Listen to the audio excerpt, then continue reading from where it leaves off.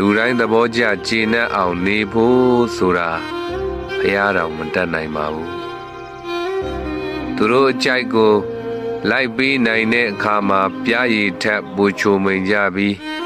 အကြိုက်မတွေ့တော့ဘူးဆိုရင်တမာထက်ခါသီးသွားတတ်ကြပါတယ်ဒါကြောင့်လည်းပဲလူအကြိုက်ဆဲကလိုက်လဲမလိုက်တခါရှိခဲ့ပါမူကြီးစွာရန်သူဆွဲမှတ်ယူ၏လို့မဂ္ဂဒေဝလင်္ကာမှာဆိုထားတာဖြစ်ပါတယ်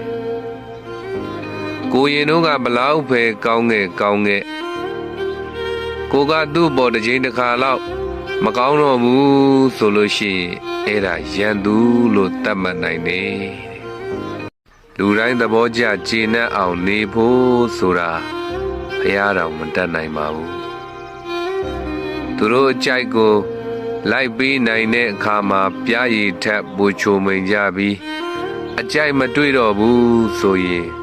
တမာထက်ခါသီးသွားတတ်ကြပါတယ်ဒါကြောင့်လည်းပဲ